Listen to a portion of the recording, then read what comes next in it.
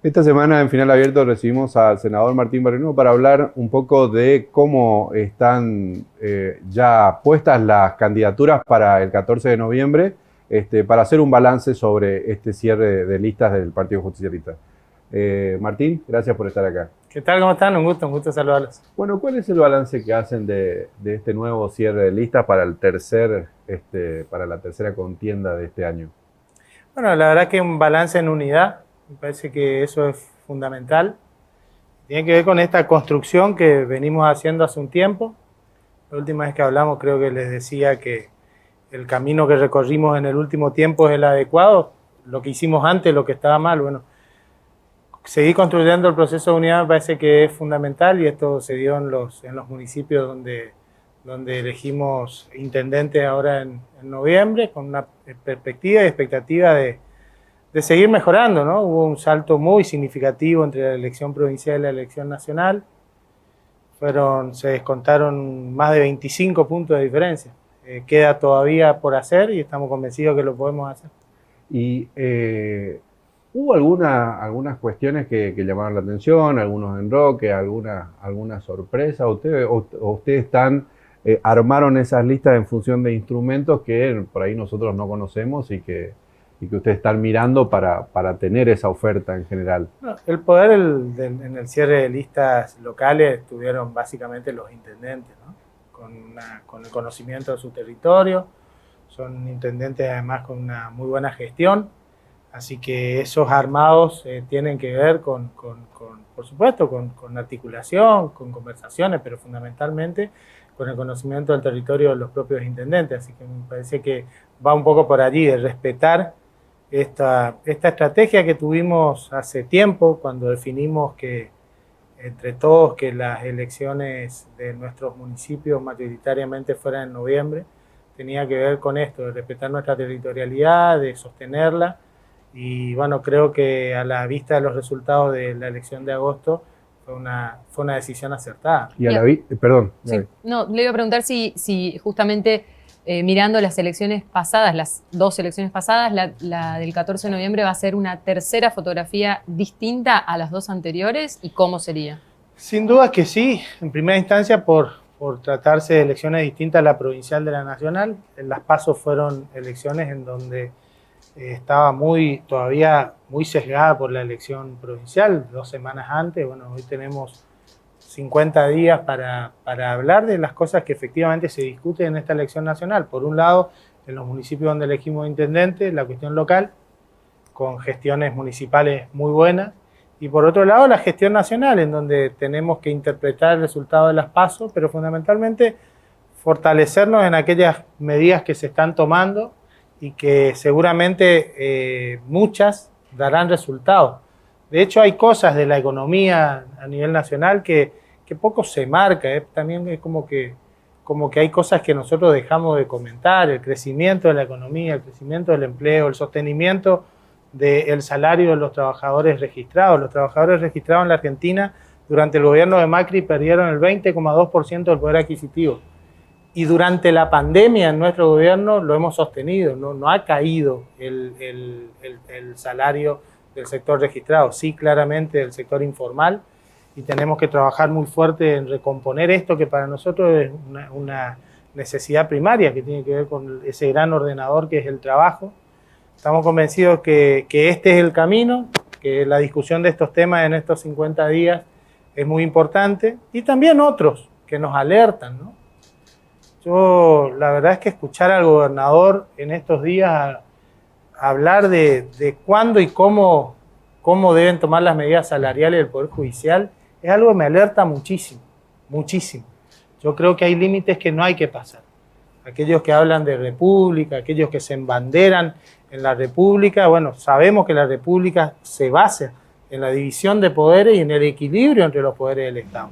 Si el Poder Ejecutivo va a seguir teniendo este sistema coercitivo de recursos para con el Poder Judicial, pues nos vamos a ir por el buen camino. Entonces, me parece que son cosas que hay que marcar. Yo esta semana voy a estar presentando un proyecto de ley de automaticidad de los recursos del Poder Judicial, además cumpliendo la ley de autarquía judicial, porque me parece que hay líneas que no hay que pasar y el gobernador parece estar dispuesto a pasarlas y me parece que hay que poner un freno. Bueno, de todas maneras, los empleados judiciales también ya marcaron ese límite, ¿no? Publicaron solicitadas y todo en los últimos días. Ahora, Martín, con respecto a la pregunta, un poco insistiendo en la pregunta de Gaby, tiene que ver con que el descuento de votos que hicieron en las elecciones primarias va a alcanzar en noviembre para descontar aún más o para ganar la elección. Nosotros tenemos la expectativa de ganar la elección. Ahora estamos convencidos que es un trabajo que tenemos que hacer y que tenemos que desarrollar. Y como te decía recién, ya de una elección totalmente escindida, diferenciada de la elección provincial. Me parece que fue el factor influyente en la elección de las PASO, ¿no? Me parece que eso es lo que nos vamos a focalizar. Sabemos que lo podemos hacer. Sabemos que el acompañamiento del pueblo de Corrientes hacia las políticas del gobierno nacional son muy marcadas y que tiene una mirada respecto del modelo anterior. El modelo anterior en Corrientes, el gobierno de Macri, el que se defendió aquí localmente desde Eco Cambiemos, ha empobrecido a la provincia, ha empobrecido en sus distintas formas.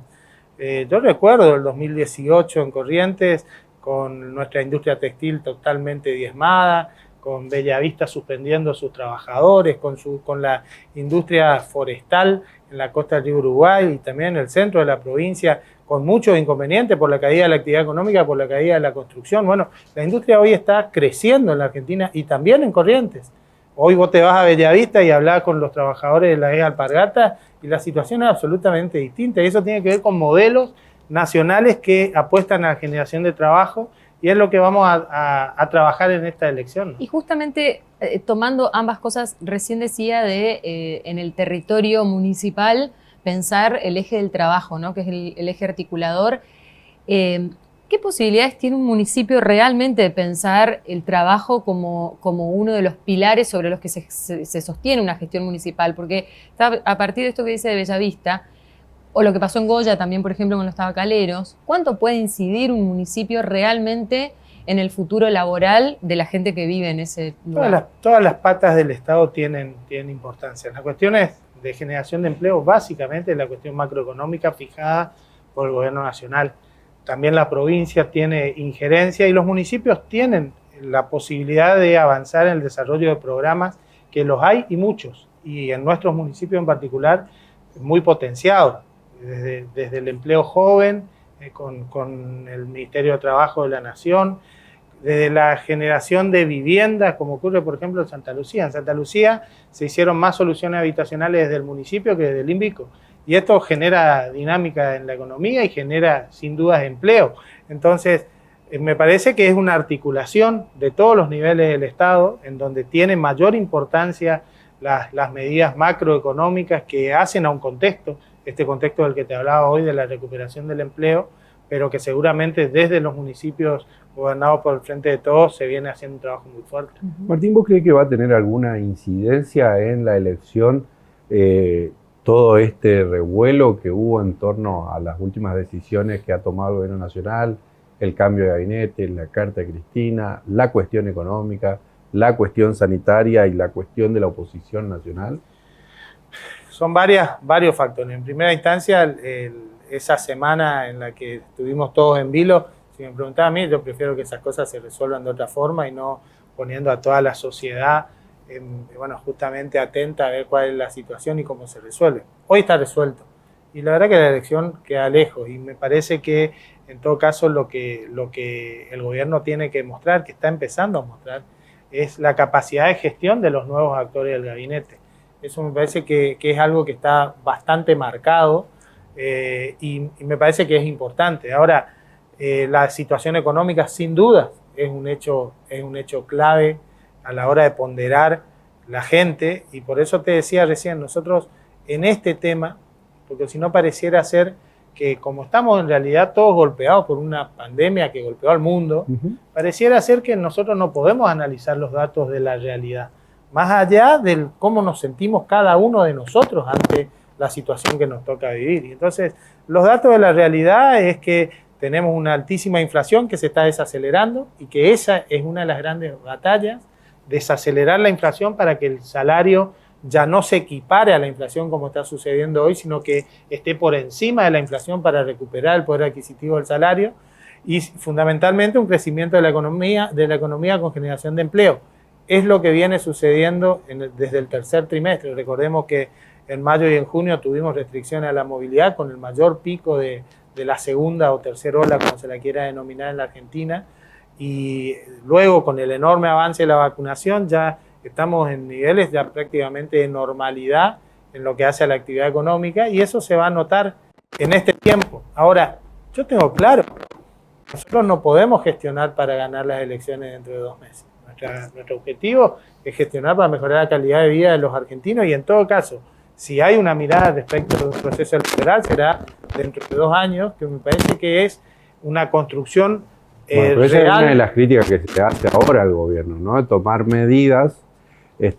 Bueno, pues la oposición tampoco se pone mucho de acuerdo en qué es lo que va a criticar, ¿no? Pero más allá de eso, es decir, porque antes pedía una cosa, cuando esa cosa ocurre, ahora resulta que quiere otra cosa, entonces no nos ponemos de acuerdo ahí. Pero más allá de esa cuestión que es coyuntural y que el chicaneo político, digamos, lamentablemente habitual, hay también una cuestión que tiene que ver con que el gobierno, si bien uno puede pensar que hay números que están pensando, que se está pensando más allá de 2 meses, hay medidas que se han tomado que están pensando en el cortísimo plazo también. Porque la coyuntura social lo requiere. Yo creo que una de las lecturas que uno...